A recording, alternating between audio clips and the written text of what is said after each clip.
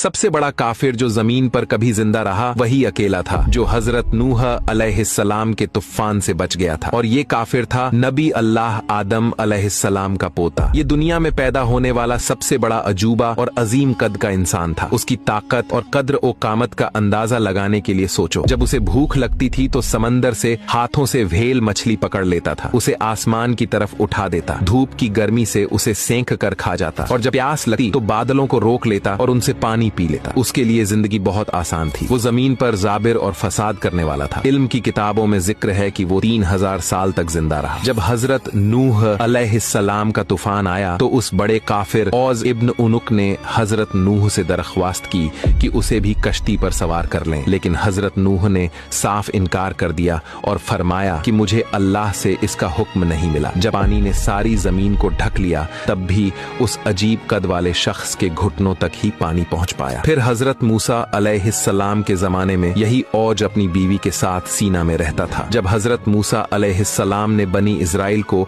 12 कबीलों में बांटकर उन्हें मुकद्दस जमीन में दाखिल होने का हुक्म दिया तो वहां के कबीलों के सरदार औज के कैले में पहुंच गए। औज ने हर एक को लकड़ी की गठर में डाल लिया और उन सबको उठाकर अपनी बीवी के पास ले गया और मजाका उड़ाते हुए कहा, ये लोग हमें पकड़ने आए हैं। वो चाहता था कि सबको एक साथ पांव से कुचलकर मार डाले, लेकिन उसकी बीवी ने कहा, ऐ औज, ऐसा मत करो, इन्हें लौटने दो ताकि ये अपनी कौम को हमारी ताकत और शौकत के बारे में बताए। और ऐसा ही हुआ। सरदार लौट कर गए और बनी इजराइल को पूरा वाकया सुनाया। बनी इजराइल डर गए और हजरत मूसा से कहने लगे, आप और आपका रब जाइए और लड़ाइए, हम तो यहीं बैठे हैं। इसी दौरान औज ने बनी इजराइल पर हमला करने का फैसला किया। वो एक बहुत बड़ी चट्टान अपने हाथ में उठाए हुए था। अचानक अल्लाह ने एक बड़ा परिंदा भेजा जिसने अपनी चोंच से उस चट्टान को कुरेद कुरेद कर तोड़ डाला और वह चट्टान औज के सर पर गिरी और जमीन पर गिर पड़ा। फिर हजरत मूसा अलैहिस्सलाम ने अपनी लाठी से उसे एक ही वार किया और वो उसी वक्त मर गया। ये लाठी आम लाठी नहीं थी, इसमें एक अजीम राज था। इसी लाठी ने बनी इजराइल को नजात दी। इसी से समंदर